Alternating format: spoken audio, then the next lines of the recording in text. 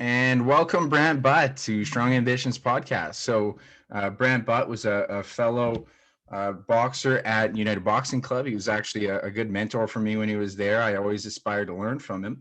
And he was on the national team. You won nationals gold once, and now you're actually into financial investment and still just going 110% in absolutely everything I see you do. I love, I always butcher the intro. So I'd love for you to give a little bit of a background on yourself and just kind of introduce yourself to the guests here.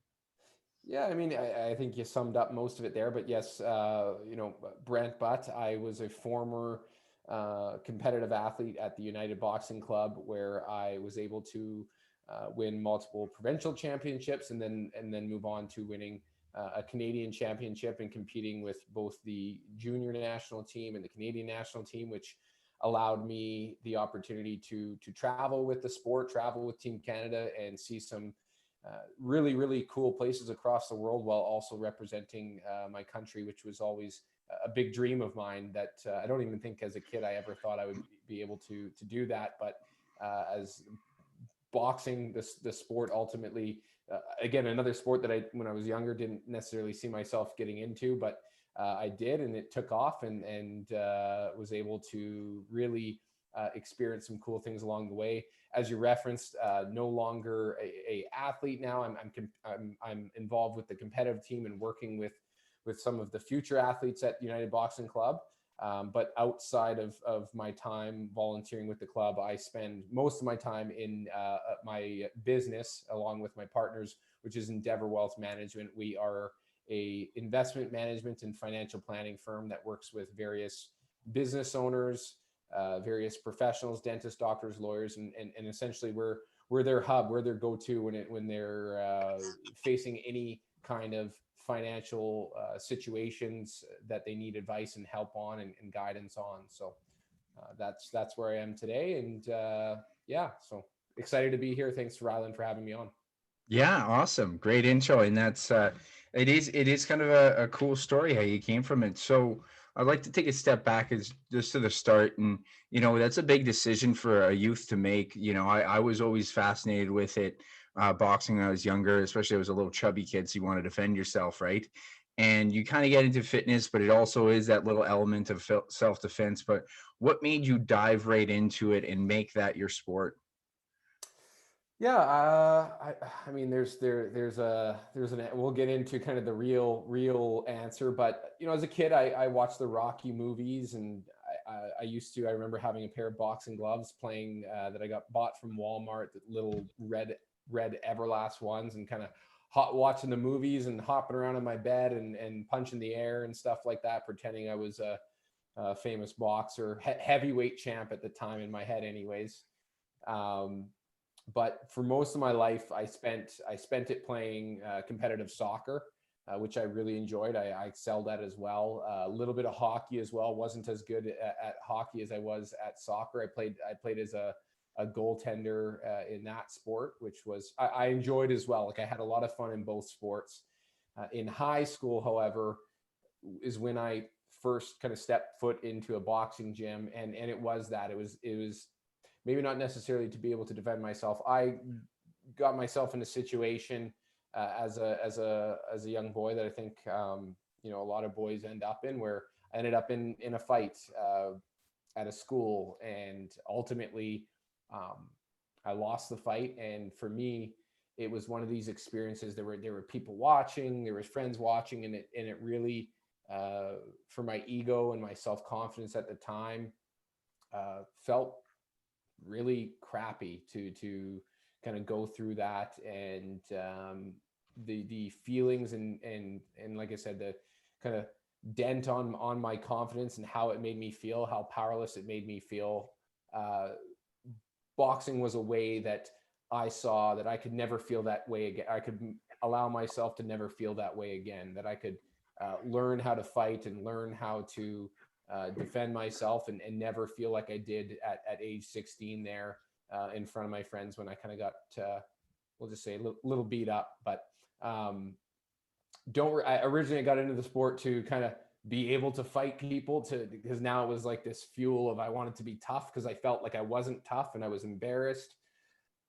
It morphed into a sport that I just truly loved, and totally moved away from this idea of like trying to act tough for people. It was just a sport I fell in love with. And actually the individual that I ended up in this altercation with is someone I've not kept in touch with, but through social media, you know, we've communicated back and forth, and he's actually a person I have a lot of respect for. And I'm actually very thankful for that experience, because I don't know if I ever would have stepped foot in that boxing gym had I not been humbled by this individual on the schoolyard. So That's a really cool story. I had a similar one. I right around that age. I had it was a friend who was drunk and he wanted to fight me, and really just got my ass kicked. So then it was like you become that dedicated. It's like, I just hate that feeling. You know, you felt like you didn't know what to do, and then it really defines you. Like you say, I love how you look back on it and you're grateful for it, and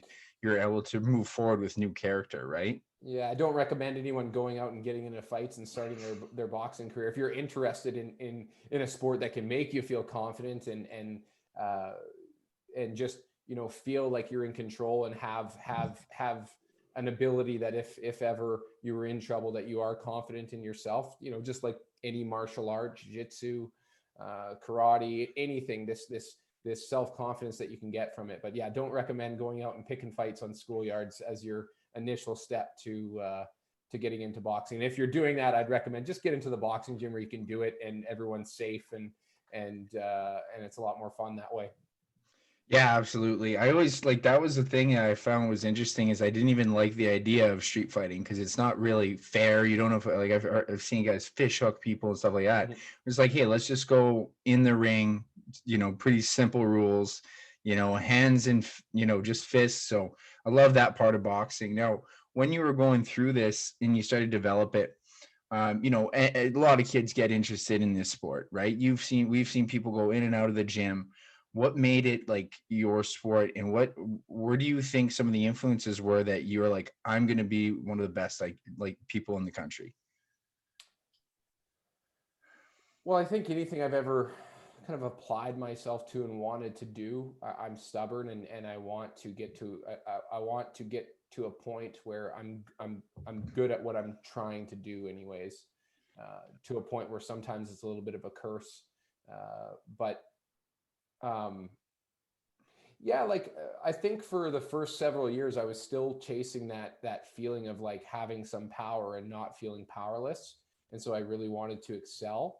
I think as I got into it and as I started to do well, because I would, many coaches describe me as a person who was very coachable.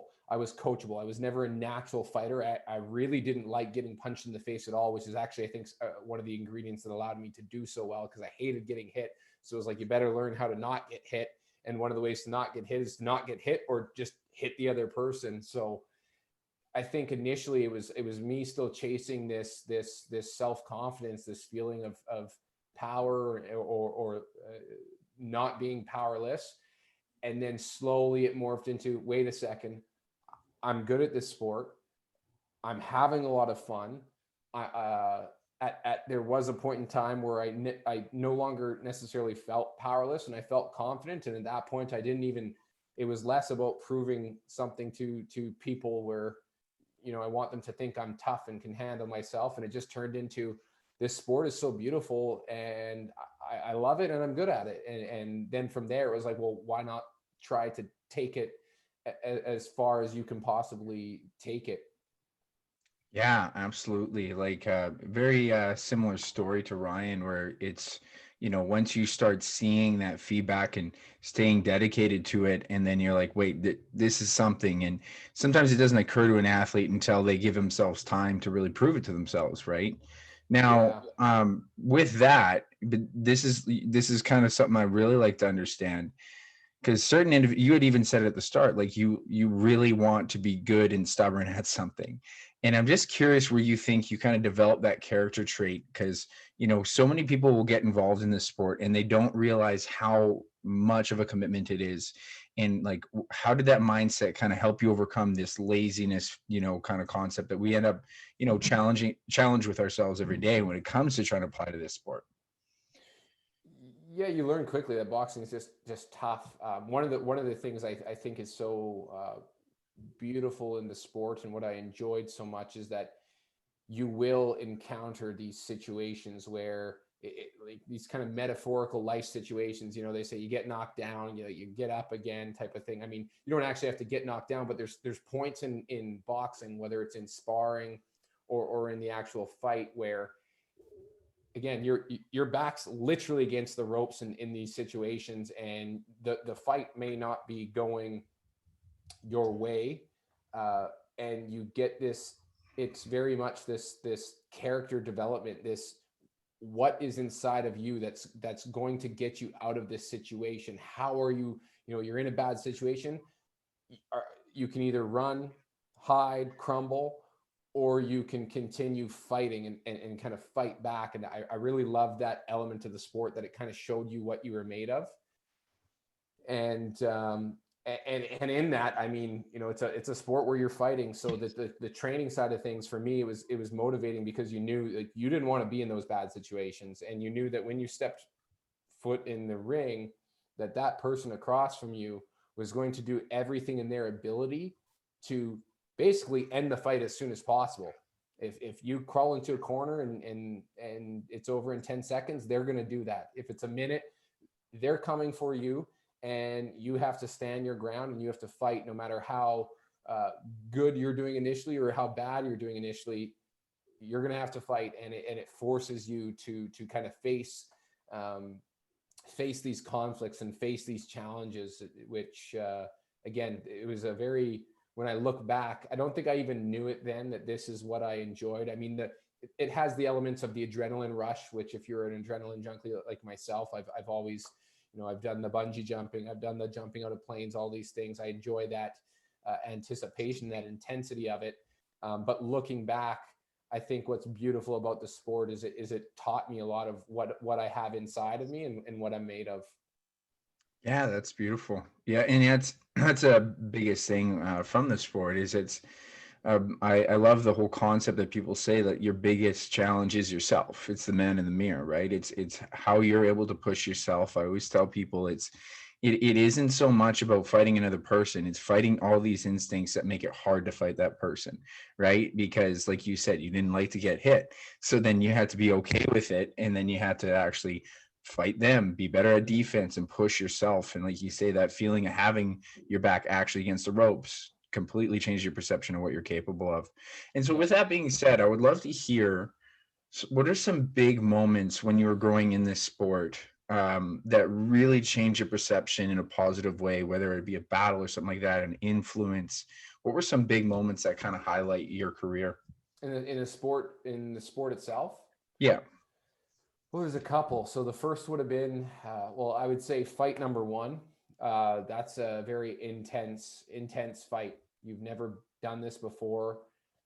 The crowd is there for the first time. Like, you've been in the gym and you've sparred. And I had really rough sparring sessions, because I had a mentor in the sport who did not give me an inch. So that was tough. But when it's in sparring, there's less intensity there, in the sense that no one's watching, and it isn't a true fight. So the person is gonna, if they hurt you, I mean, they're supposed to back off, right? But in fight one, you all of a sudden realize, holy crap, I'm about to do this, and this person is instructed not to let up. So that was kind of my first experience dealing with that intensity, and the anxiety, and the anticipation, and the inner back and forth in your head, this voice in your head, and just kind of conquering that. And it stays around. Like, the first fight is tough, but I'd say, the second fight is almost the same as the first fight. It takes time to kind of get to a point where you're a lot more comfortable with it.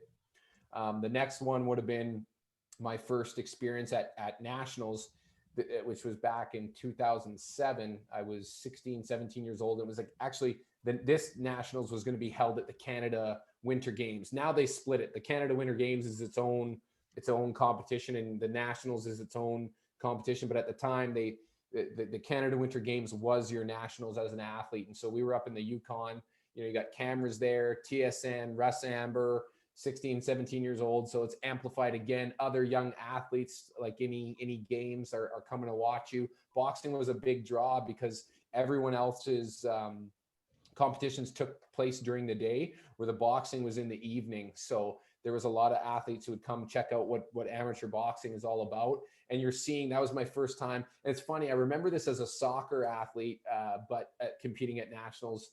But it was a little different when it's boxing. You know, you're fighting, but you see the other teams, Quebec and Ontario, and they got their track suits, and the discipline and how the teams are working and preparing and warming up. And you're like, holy crap, I'm going to do this. And of course, my very first fight, I drew the Ontario champ. And anyone, I mean, this is kind of a Canadian wide thing. You know, a lot of good teams, just due to population, come out of a lot of the bigger provinces which have bigger populations. So I drew Ontario, of course. And this individual at the time, I'm going to say this was my 14th or 15th fight. I'd have to go look at my boxing passport. But I drew a gentleman, Josh Cameron, who I consider a friend of mine today. We've had a couple fights. Guy, I can never get by him. I don't know why. He's not a Josh. You couldn't crack an egg with your punches, but no, I'm kidding.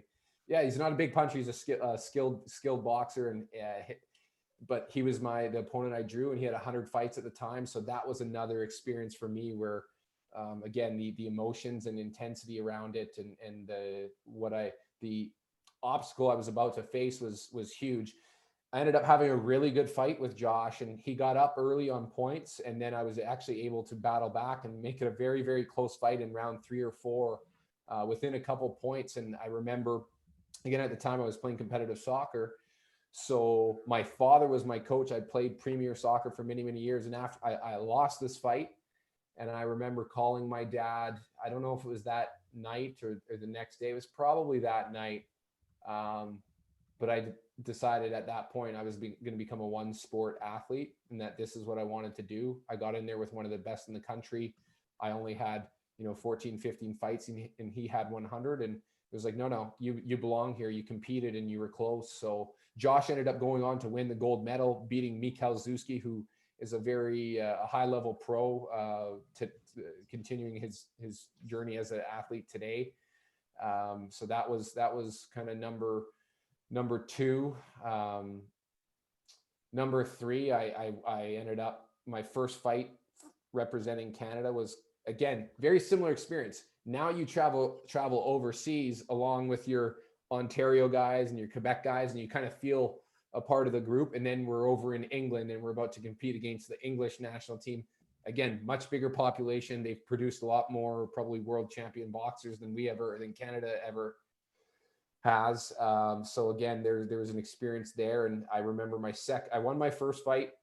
The opponent for me was, I wouldn't say he was an easy opponent. He was a very good opponent, but I was in control of that fight. Gave me a lot of confidence. But I went into another fight with a gentleman named Dudley O'Shaughnessy, who was a very good pro out of England. I want to say, where were we? Oh, I'm going to lose it here. Anyways, I don't remember exactly where in England we were, but we were fighting in his hometown. Dudley was a guy who he had 70 some odd fights, 50 of them by stoppage. He was a tall, lanky fighter, really long arms, but he hit like a truck. And it was actually my first time ever being rocked on the chin, where I kind of felt my legs go on me a little, kind of couldn't feel them underneath me. And this was my first true experience where it felt like, holy crap, my back is against the ropes. I just got hurt. And you kind of have this inner dialogue in your head, like, is this, am I going to get knocked out? Am I going to be able to get through this?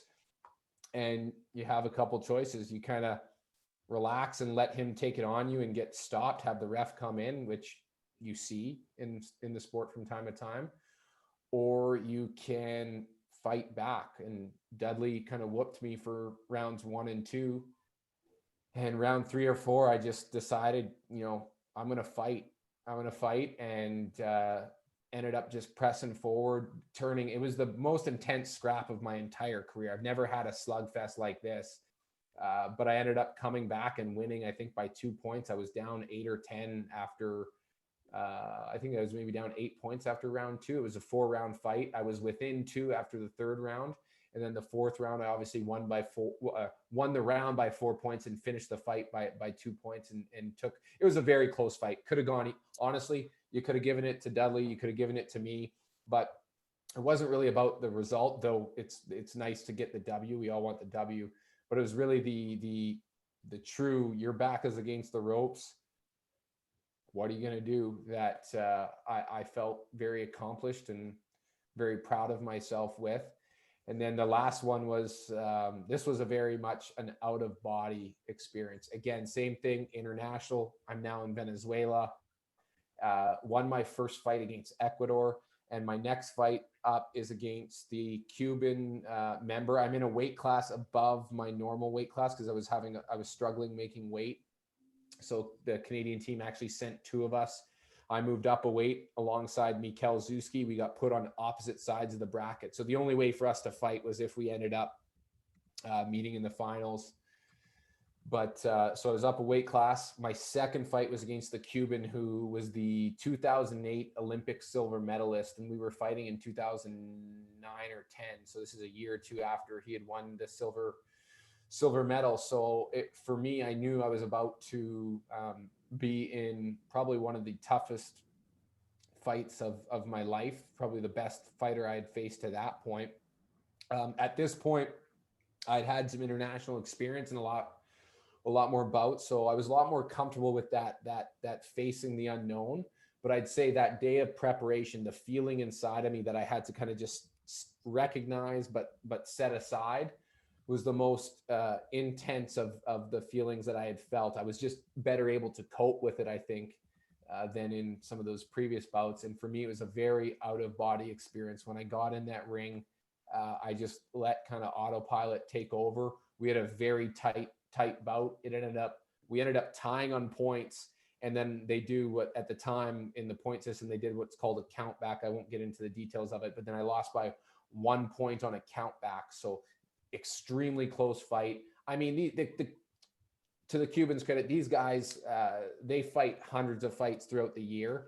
And a lot of these tournaments that are not either an Olympic Games or something like that, it's like a sparring session for them. So they're very relaxed. But at the same time, I knew this gentleman was one of the only Cubans on the team that wasn't a southpaw. And when you watched a lot of the video footage, because there was ton of video footage of this fighter because he had competed at such a high level for a long time, he struggled with southpaws. So I knew I was a southpaw. I knew if I could fight that southpaw fight using my left hand, using my kind of front jab and my front hook and just use those tactics that this fighter struggled with, that I could have a good fight. And again, it was one of those ones where I came out very proud of the result. Would have loved to have won. You never like losing. I was now out of the tournament because then, you're proud of your fight, but what if I won? Could I have gone all the way? You kind of have those questions after the fact, but regardless, I was very proud of the performance I had and the ability to step in there with such a high level competition and prove to yourself that you belong. So those are kind of the moments through the sport where, like some very intense moments that I came out better than I went in. And that was for certain. You come out of those fights and, months in the gym can't do for you what, those 3 rounds in that fight can do for you, your confidence and your abilities and how you're going to perform moving forward. Yeah, I know what you mean by that feeling when because you take it with you the rest of the life, right? Like there's so many moments that I can look back, even just sparring, like some hard sparring sessions and stuff, and it's when you have that question of what you can do, and then you find it within you. Like we say, it's that inner dialogue. It's like those all the questions that you say, people don't realize that everyone has. But then when they see how you respond, they wouldn't think that you're thinking it, right? Because you respond with fighting, you respond to your performance. Yeah, it's not like it's obviously we hear it all the time how mental all sports are. Boxing's got a very interesting mental side of it because you are getting hit at the same time, right? And so there's the mental side of it leading up to it, but there's also the mental side of it once you're in the ring and the fight is on, and you're in a situation that, you know, the fight's not going well and you got to turn it around. And I have several of those moments where fight's not going good, but you gotta kind of turn it on in here and find it. And when you do, and it starts clicking, you build off of it, and it feels really good when you're able to do that. Yeah. So, what are some really good mindset skills you developed through boxing? Is it kind of like that inner dialogue that you practiced? I know you worked with Jason Brooks, but was there some things that Jason Brooks gave you? Was there some that you kind of just figured out and kind of learned along the way? Yeah, I mean that back against the ropes, picking what you want to do about it. You know, you can mope and crawl into the corner. You can fight back. That was something that I think I was taught through the sport. So I'm able to then translate that like into life. You know, life's not easy. There's ups and downs along the way, and you kind of got to stay focused on the goal and the outcome, and do your best regardless of what's coming your way. And that's what, you know, I've lost fights, and there's fights that haven't gone my way, but you keep fighting and you fight the best you can in those 3 rounds. And I think that's obviously translated into my life, business, school. You know, there is ups and downs, and you pick, you're in control. You get to pick if you want to keep pushing and keep trying, or if you want to move on and kind of quit. I mean, sometimes there's, depending, like, it's not as simple as, like, you know, sometimes in life that it's all right to quit because something's just not working and going in different directions. So I'm not saying if you're quitting, you're a quitter, but it just taught me that you can keep pushing and you can change that outcome, and you do have some control. Jason, what has Jason taught me? I mean, for those who maybe are unaware of who Jason is, Jason Brooks is a performance consultant, or you could consider him a sports psychologist. He works with a lot of athletes, but he also works with business individuals.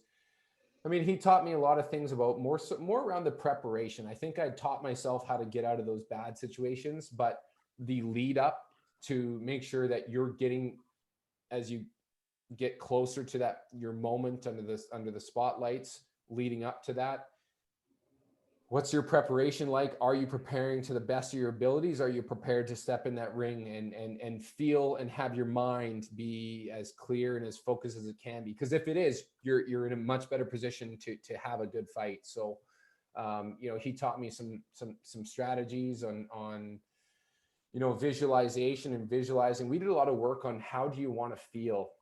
And what's interesting, I was actually reading a book that kind of referenced this the other day, and I forget the terminology that they had a certain, the blank effect. And our brain does something interesting when we visualize. And Jason and I took it further, not only visualized, but felt what it felt like to be in the optimal state. So I used to do, again, I hate calling it visualizing, because I mean, I would visualize, but I was visualizing to try to feel what it feels like when I'm in a fight and I'm on and everything is clicking and you're making punches miss and you're countering. So we used to do a lot of work on getting my body to feel like it feels when I'm firing well.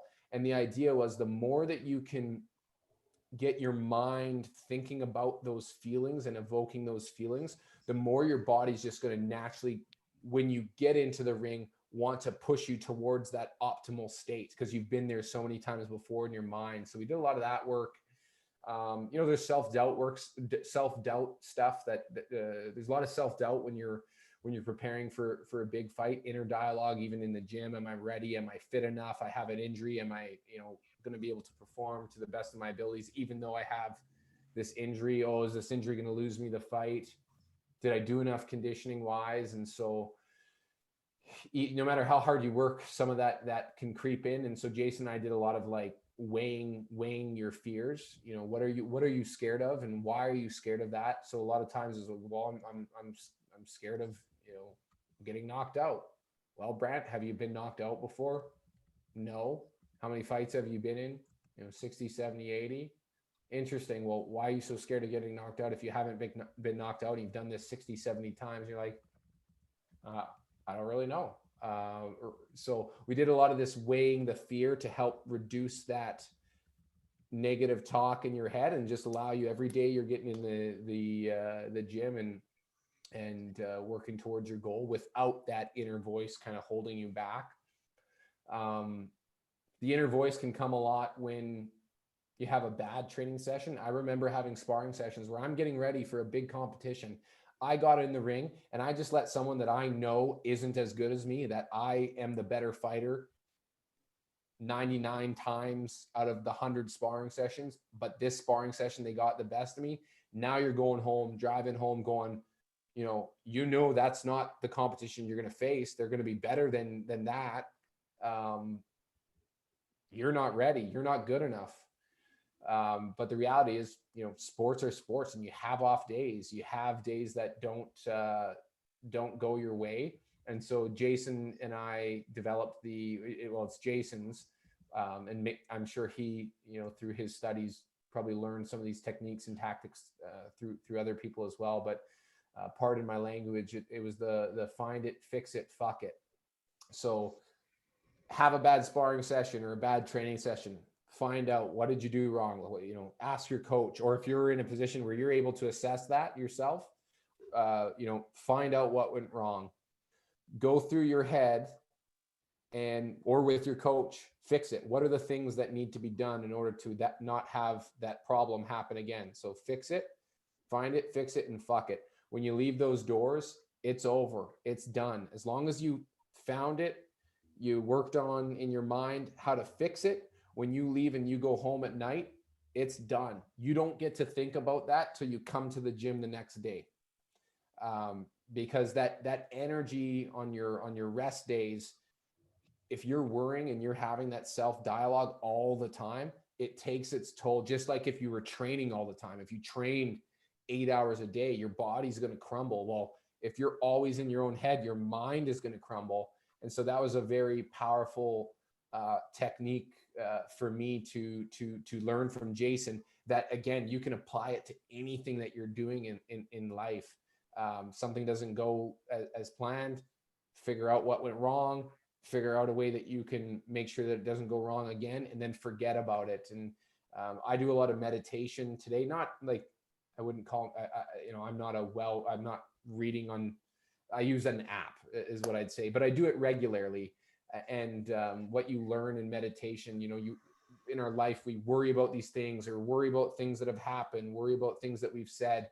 They're done. It's over.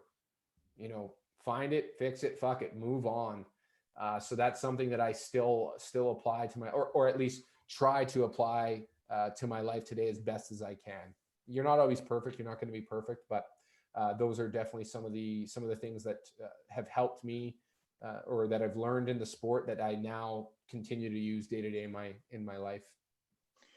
Yeah, it's those are some great tips. And especially the visualization, I think that's probably one of the number one things. I know I never even considered looking over, because it was almost like a fear. Like, if you start thinking about the fight, it actually leads to anxiety, but then that causes, like, you're not actually, it's that inner dialogue. You don't realize how much you can control it, right? And what I really love that you addressed is that you said the emotions.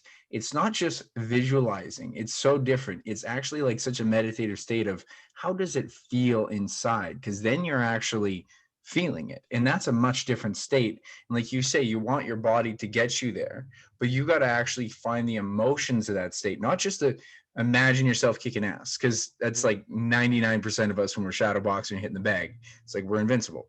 But to actually have the feeling of the emotion of the moment, and kind of those moments you've felt in the ring, and then imagine that you're going to feel it in this place. And like you say, it's almost just going to bring you into that cognitive state a lot quicker. So I really love that. I think that's a really powerful tip. Yeah, like it's funny you reference the anxiety and the emotions there. Like that's what I was doing. I was when I was doing the visualization, trying to evoke this emotion, I was trying to get, like, it made those butterflies. It made you kind of a little bit anxious. But in boxing, the butterflies are good. Number one, you want butterflies. It's going to make you sharper, faster, more aware. You get that adrenaline flowing. It's a little bit of a superpower. You just don't want it to take over too much of this.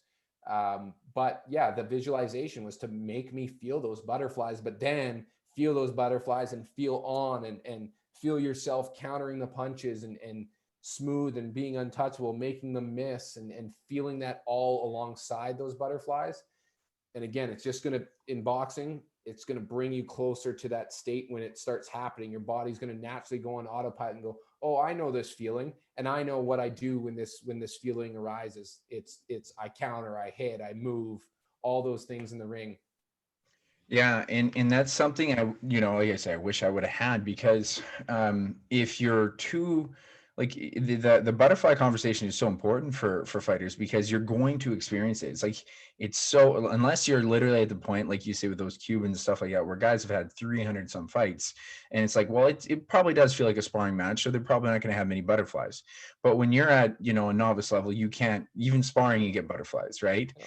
And so when you have that anxiety, it can take you out of body where it's almost negative, right? Because then you're not yourself. And versus if you do the visualization, you literally plan on feeling nervous. And then, there's something that they actually do with people who have like anxiety disorders. They want people to actually get used to feeling it in some regard, right? So then it doesn't like shock them when it hits them, right? You go Yeah. through the kind of the mental visualization. So when you would prep for fights, it's that the butterflies before, did you have a certain routine that kept you nice and calm? You felt the butterflies, but you would actually kind of stay in a nice zone to prep? Day of the fight, have Yeah. fun, relax, joke around. I like to just be around people, talk, watch watch TV. I wasn't a big you see all the fighters putting on the headphones and putting on their music that gets them jacked up. I didn't try to get jacked up. I knew that when I get in the fight, you'll be jacked up. You'll be Yeah. jacked up to fight. You don't need, when you look at you look at the opponent across from you and you see their size and their physique and however they look, like, you'll get jacked up really quick. So for me, it was creating a state of, how do I get jacked down? Like, how do I get to a point where I can have a clear head and operate and think through this fight? So for me, it was a lot of like just being with people, being relaxed. I actually remember at the time, this was at the very first melee that we held, someone asking me that had come to watch me, and they were sitting at a table and I was out.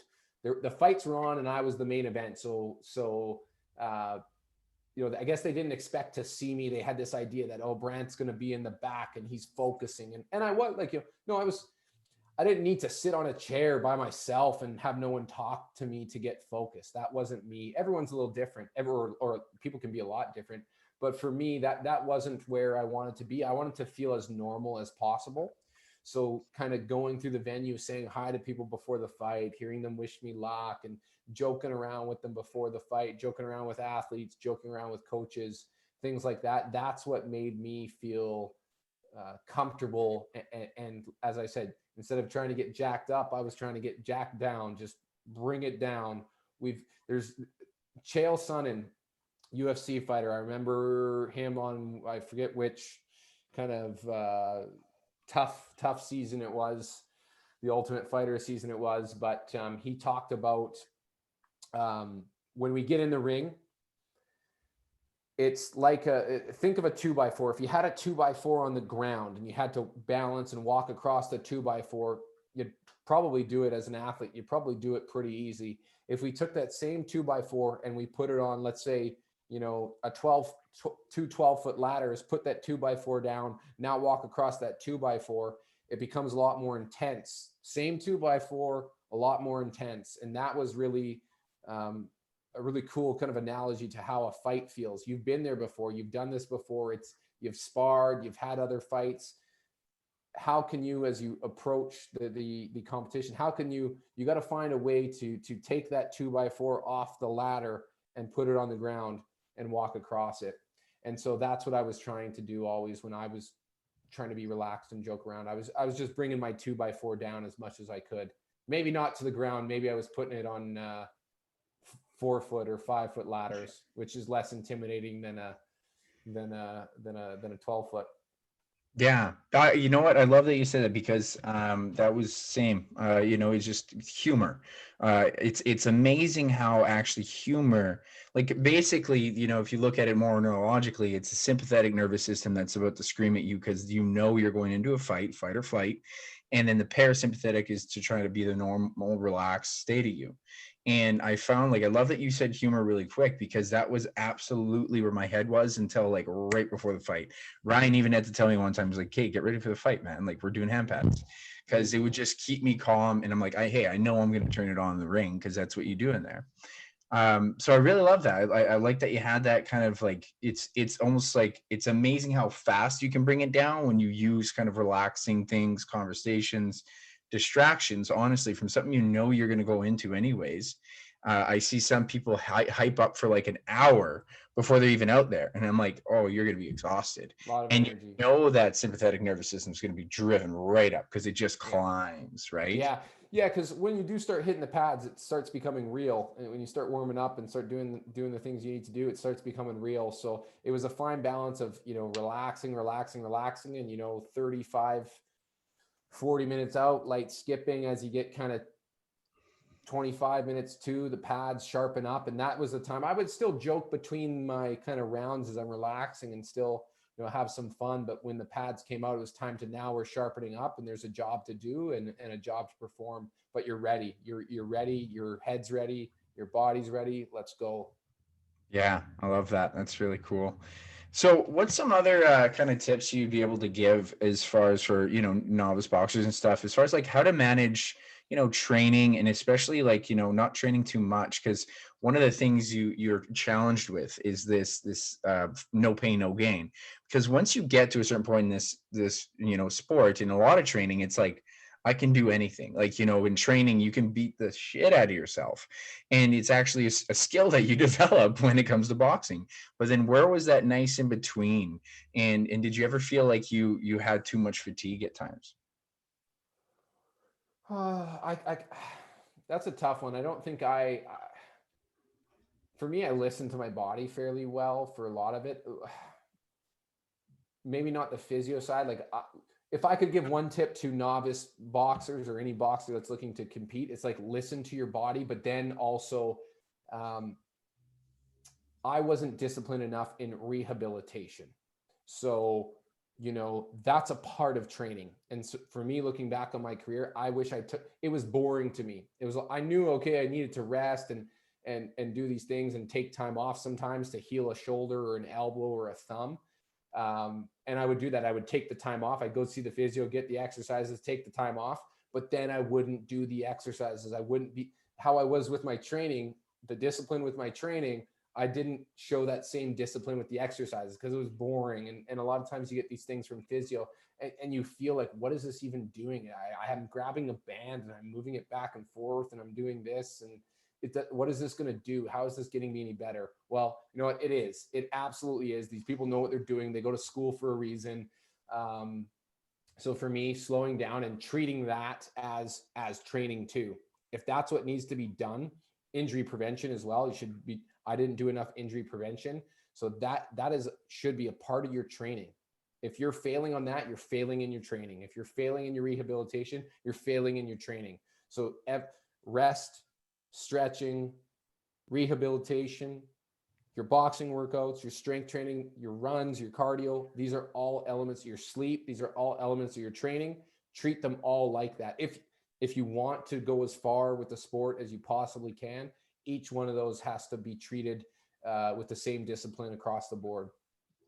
Yeah, and it's funny because we learn this after we get hurt, right? And then years later, me and you both had shoulder issues. I had them in both shoulders by the end of the time I was done, and it's just, I basically created it as more of a formula and just understood it's like, it's not like, you want to do your training, right? Because that's your goal, is to be a good boxer. But it's like, this comes first. It's like injury prevention and rehabilitation comes before, because without your shoulders you can't box. Like, it's not even an option. So this is the first step, and then you can move forward with everything else. And I just, in the sport of boxing, I see overtraining constantly. I see it in all fitness, and so I think it's really important to listen to your body and appreciate, like, one of the things that really spoke to me was like, hey, if you're not performing well in the gym, it's okay that you can push hard, but if it's not a good workout and you're just pushing hard through it, that's something to listen to, right? Mhm. So did you, what were some kind of things that you would kind of key in on when it was like, okay, I'm doing too much conditioning, or I'm doing too much running, or maybe it's too much sparring or too much bag work? Was there any kind of key signs that you noticed? You know, I other than my shoulders screaming and having issues, that those were probably the only signs. Like I didn't have a ton of moments where I felt um, like I was overtraining. For me, it was like not doing the stretching, not doing the rehabilitation. I wasn't a person that had trouble taking a day off because I worked really hard in the gym. So the days where I'm like, I don't have to go to the gym today, this is great. Yeah, there's a lot of boxers that get into that habit that, yeah, I loved being in the gym too. I absolutely loved being in the gym as well, but I liked my days off too because I worked so hard. So That's a good way to put it. And you know, I think that's what I didn't look at. Is I thought it was like I had to do 6 days a week, and it wasn't like, you know, I did not necessarily feel guilty, but I felt like I maybe wasting time. And people get in that mindset, you know, just the idea of like, hey, if it's time off, I'm not working towards it. It's like actually, like that, the whole phrase rest is like, it's the superpower that people are unaware of. Like, it's more is not more. I read a book on sustainable performance. How can athletes perform? Because athletes, you know, you're going to age, but there's this special group of athletes who, as they age, they seem to stick around. Tom Brady, he's going for a freaking Super Bowl next week. Like how is this athlete so special? And this book went through what the kind of general concept that they wanted to readers to come away with was stress plus rest equals growth in anything you do. Um, when we work out to get our muscles bigger, you know, you have to stress them, but you also have to rest them. They have to repair themselves in order to be ready to take more stress later. And this is with everything, our mind, our body. And so if people can get in their mindset that stress plus rest equals growth, you know, you'll start viewing those days off as part of training. The other thing I felt it did for me was, as I mentioned, I looked forward to that day off because I worked so hard in the gym.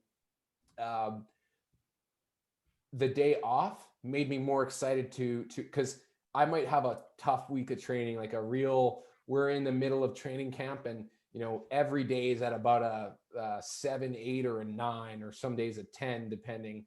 Um, by the end of the week, you're like, oh my God, I can't wait to just have a day off. I don't want to, on the third or fourth day in a row, you might be coming into the gym going, shit, I just want to get this over with. Like, come in, do my work, get this over with. That day off allowed me to come back the next day excited to be in the gym. I would miss the gym. So I'd look forward to that day off, take it off. And then after sitting on my butt for a day, I'd come back, recharge, ready to go. And I see that now with my life. Like I'm a big believer in my professional career that it's not, you know, the old school mentality was work, work, work, work, work. I do some of my best thinking when I take that week-long or 2-week-long vacation and I just remove myself from the obligations and allow my mind to first just relax, recover, and take a breather, but then to start thinking about, and you know, maybe not even work, but just start thinking about life in general. And what I notice anyways in those points in my life is my creativity is higher. There might be a problem that I had at work that I couldn't solve, and now there's this aha moment when you're laying on the beach, just kind of relaxing. And then I always come back now from those like very recharged, ready to, like, I enjoy the work that I do. I enjoy getting into it every day. So anytime I take that give myself permission to take that break, I come back really excited to get into things again. And I think I got a little bit of that from boxing, but now it's just, again, has transitioned to my professional life. I love that. And that's a really important lesson, like in the sport and life, like you were very consumed by busy almost defines people. You know, it's like anyone can say the word busy with their lives a lot of the time, for the exception now of COVID and people being laid off. But a lot of people almost like they feel defined by it because you feel more appreciated, but like it's quality over quantity, right? Yeah. So It's really interesting. Being very intentional about what you're doing, from the Yeah. rest to the recovery to the everything. Yeah. You can put in an 8-hour day, but it might have been 3 hours worth of work, right? I And do it. so, I do it all the time. My Friday turned out wasn't able to focus, didn't get as much done, and so it was like I had to relax. Came home, relaxed, and then I ended up just working in the evening. I said, you know what, your head wasn't there today, but you've calmed yourself down. There's less stimulus. There's less people talking around you, and just gave myself permission to relax and kind of move forward. So that's yeah, and that's a good advice. So Alec actually had a question here. Alec Irvine, he's one of our athletes and one of the kids up and coming, hopefully national potential champ here, and he's got a great question for him. So, what's your take on having the mindset to beat the best in the country, and ones that would work towards that? Some mindset tricks. mindset tricks. Just know that everyone's human. Humans aren't perfect. They could be better than you. Doesn't mean that you can't win that day. So Yeah. it's truly understanding that. And I struggled with that too. Like, you're getting in there with someone that their resume on paper is better than yours. So what? They're human. Maybe today's their bad day. Today's your good day. But you can't, to kind of further that, you can't control what day it is for them. But you can control what day it is for you. If you're going to have, or you can do your best to control that, to come in with that right mind, to come in prepared, to come in with all the tools that you need, and then operate at the highest level you possibly can. And you may not be on paper the better fighter, or maybe you just will never be the better fighter, but it doesn't mean that you can't win the fight. So Yeah, I like doesn't that. mean you Yeah. can't win that. It's one fight, it's one moment. Like it happens all the time. The on paper tail of the tape says one thing, but the result says another. So everyone's human. Worry about yourself. Put yourself in your best moment, and you'll be surprised at what results you'll get if you do that as much as you can. Yeah, I really love that mindset because I think it's so important to not look at the put someone on a pedestal when you're about to fight them, right? Because you don't know what 80 like maybe 80% of them are garbage cans, right? Like that happens a lot in fighting where they're going to intentionally set up a fighter with, build up the guy's resume, right? And you need one bad day, and you just got to make sure it's not your bad day, and that's going to be your best shot. So that's a really good piece of advice. Is there any other, like, you got these new athletes coming up like Alec and a few others that I can see you're so passionate with helping, which is awesome, that you're a very passionate coach. What's some really good fundamental lessons and principles that you think any athlete should know, whether it's boxing or just in general for training and to try to grow to the best of their potential? Too many athletes repeat what they're already good at. So they'll do the things that they're really good at all the time. It's okay to repeat those things because you want to keep kind of solidifying that and programming that in your brain, but really focus on the things that you're not good at.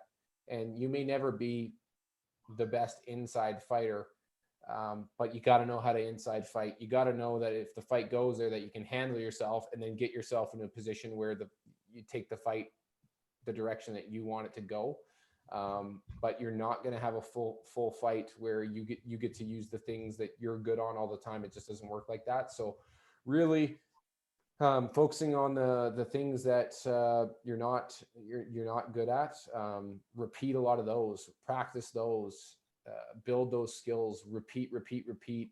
I said, like leaving things in the gym and when you have a bad day, leaving that bad day in the gym. But I would say that when it comes to, leave the bad emotions in the gym, but when it comes to improving upon something, boxing, some of the best boxers and the ones that I see excel are obsessive in a way.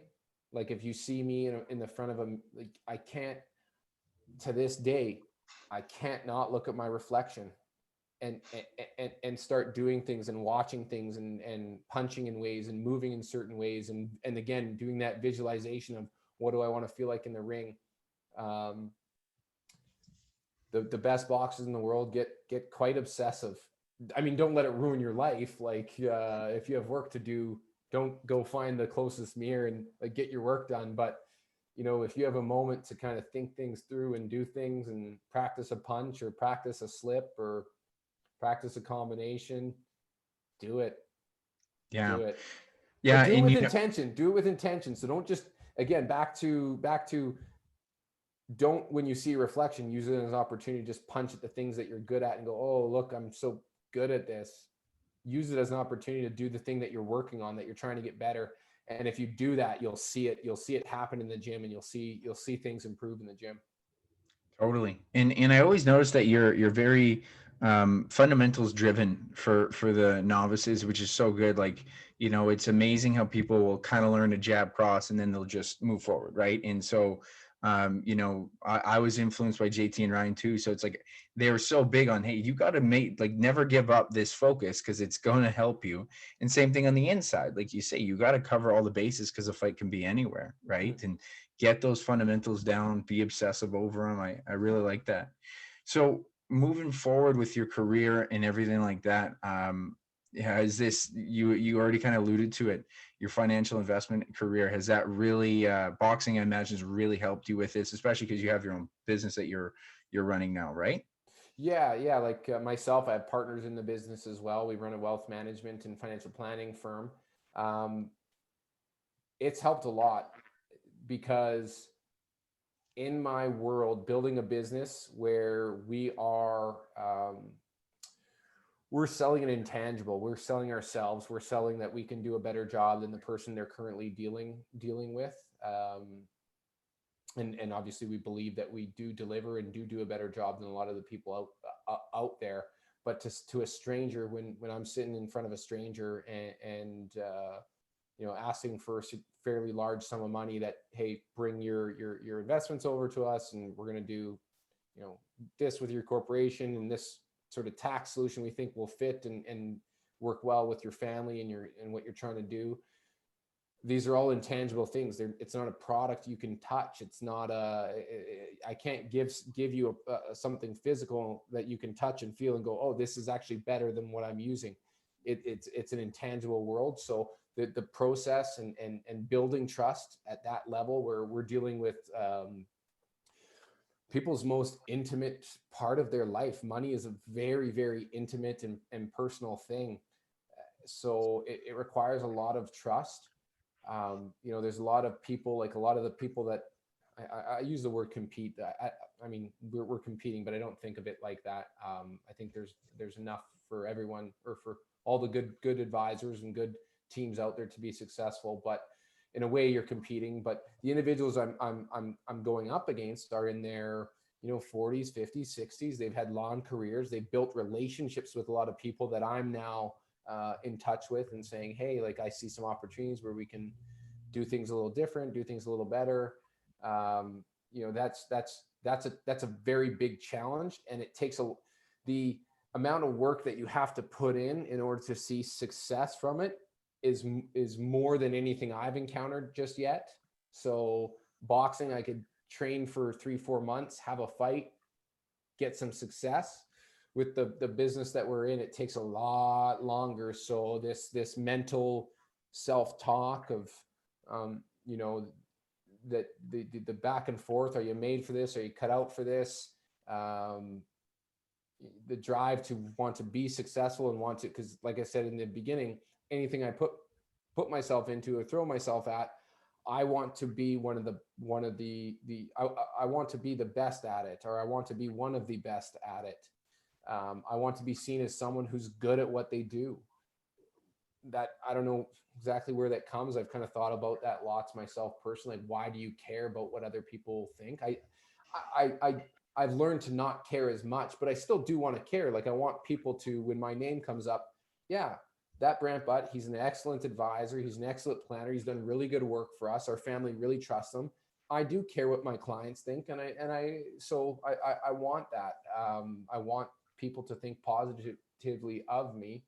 So it takes time, and those lessons that I've learned from boxing help me through those years. I'm at a place now where business is going extremely well. We're building our clientele on a regular basis, working with excellent clients and great people. And but those early years, I started in that business when I was 23, 24. Those early years are tough because you don't make a lot of money. You're kind of living paycheck to paycheck a little bit, and it's a long journey when you can flip and go do something like with my education and the tools I had. I could flip over to a job that's much more salary focused in a large organization where you don't go get the clients. It's here's the client. It's the bank's client. You're now maybe a commercial banker within the bank, and here's your client, here's your salary. You're going to get X amount of bonus if you do a good job. I could have flipped over to that and had a lot more security and a lot more income to live off of. But at the same time, I liked the autonomy that I had, running my own business, running my own practice, being my own boss, holding myself accountable. These are all things that I value in my life. So I preferred that route, but it's tough sometimes because, you could, especially in those times where money's an issue, especially like when I was younger, when you're like, oh, I'd like to have a little more money. We sometimes all can face that in our lives. The opportunity to flip over to something like that it sounds appealing, and on your days where you're really kind of feeling it, you question what are you doing. But I'm glad that for me, I stuck with it and used those lessons from boxing to go, no, here's why you do it. Here's why you're passionate about what you're doing. And here's why doing something else that, by all means, there's people that is their values and what they want out of life align with something else that's different than what I want. And neither of us are better than one another. But just reminding myself that that your values and what you want are much more, you'll live a much more fulfilling life if you go down this route. It's just going to be challenging initially. So boxing's helped me. That's kind of a long answer here, but boxing's helped me a lot with that. Yeah, I love that. And I actually remember you were the one when we were much younger, we were still in university, who just basically taught me to start using those training mindsets in school and in life. And you're always like, hey, before an exam, month out, I treat it like training, like you're eating clean, you're applying yourself to life. And then the more you do that with your work, and it's like, yeah, you show up with like boxing in and of itself. What makes it so challenging in all martial arts, when you're an individual, there's a team to you, but when it comes to the performance, it's you, right? And so now, you being your own boss, it's the same kind of mindset where it's like, you got to show up for you, and no one's going to hold you accountable to it, right? Other than your bank account. Like, your bank account will be a reflection. Yeah. Or your clients. Like, it's weird. I'm in a profession. I'm in a profession where we talk a lot about money. I mean, it's what we manage. We manage people's personal finances. That's money, their bank accounts, their debt, their investments, all these things, right? But I try my very best to kind of not think as much about the money and think about the job. What is the job, and how do I do it well? And success, whatever, monetary success or just success of growing the business. And it's weird. The business itself, you grow the business, and it's you're managing more money. So it's a weird thing because the money is tied to what's telling you that you're doing a good job. But I've seen advisors out there and planners out there who are managing more money, but I don't necessarily think that they're doing a good job for their clients. So that's why I try to forget less about them, or I try to push that money aside and focus on how can I help my clients, and how can I have a meaningful impact on their life and help them move towards what they want to do.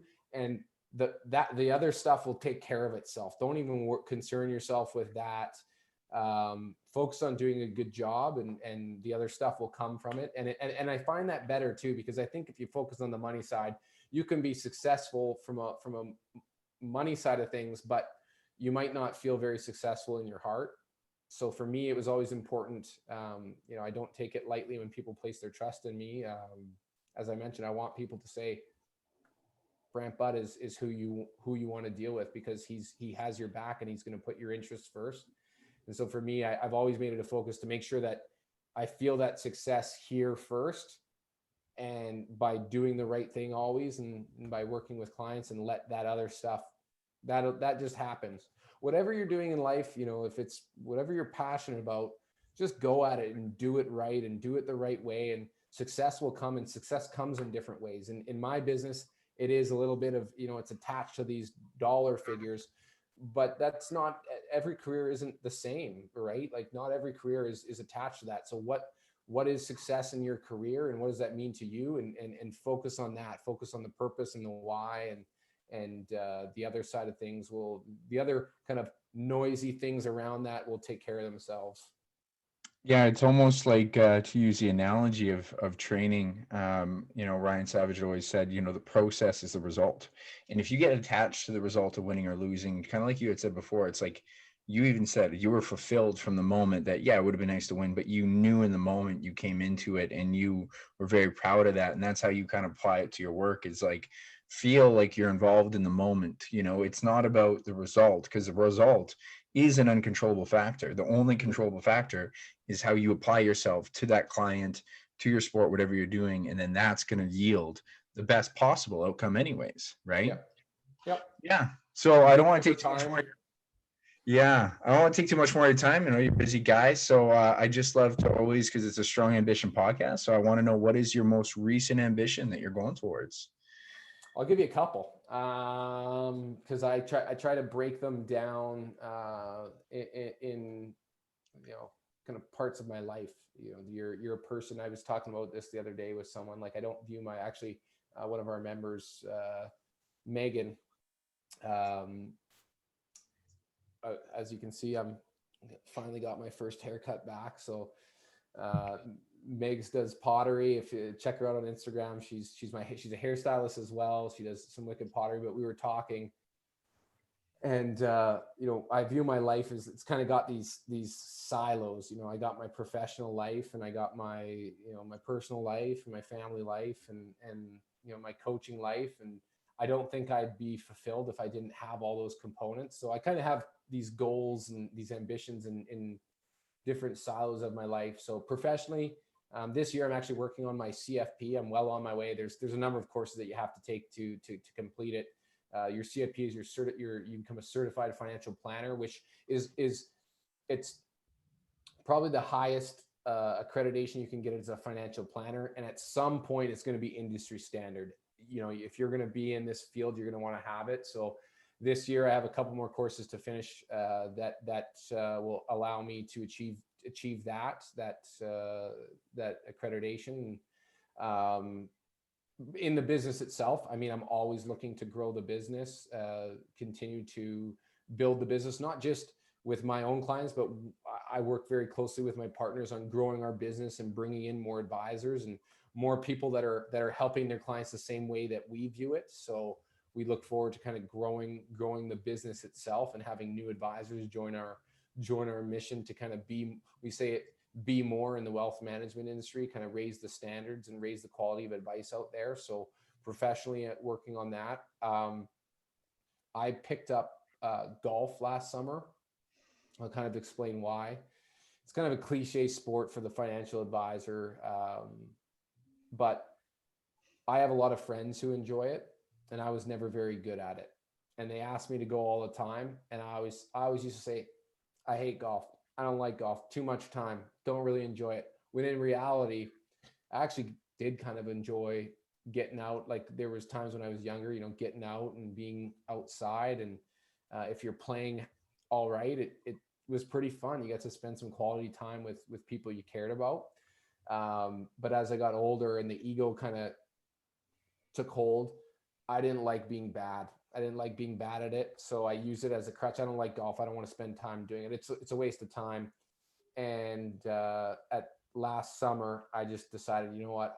I was real with myself that I actually wanted to go with these people, and I wanted to spend time on the course with them, I was just embarrassed and didn't want to go through the work it would require to get better at something, especially at, you know, the age of 29, 30, when a lot of the people that I surround myself with, they've been applying themselves at this sport since they were like, you know, 10 years old. So they're a lot better, and I'll never be as good as them. But I just decided, you know what, I do want to go enjoy my time with them and get better and remove the ego. And just, I started going with some people that I knew I could be, I felt safe. I could be really bad at it, and they didn't care. And so it ended up being a lot of fun. I definitely improved through the year. By no means am I a good golfer. Don't ask me my handicap, because I'm not at the point where I'm keeping track. Though I've been told, Brant, you should keep track, because when you play against people, it helps you see where you're at. It actually helps you out if you're a bad player more than a good player. But yeah, so I'm looking forward to that this summer, continuing my journey with that sport. It's a lot of fun, and I just enjoy being able to get outside. So that would be kind of my personal ambition this year, is to continue playing some golf and being able to spend some time with some friends along the way. Yeah, and I totally know what you mean by the trying to learn something as an adult is the most Oh, ego shattering thing ever. I tried to pick up the guitar for the last like 2, 3 years. I finally started doing a little bit more consistent, and it's like, you know, I think it's actually really helpful for any individual, because it does actually, there's like research to show that it's going to help you with cognitive, you know, long-term health.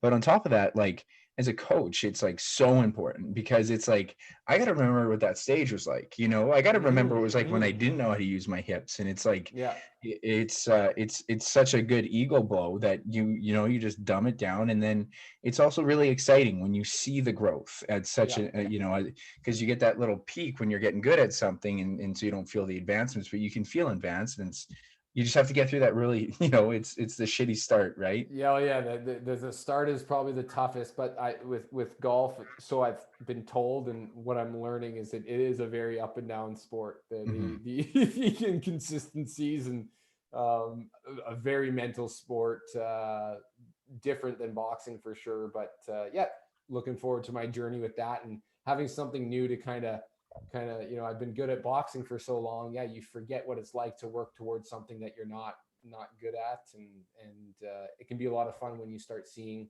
the improvements. Totally.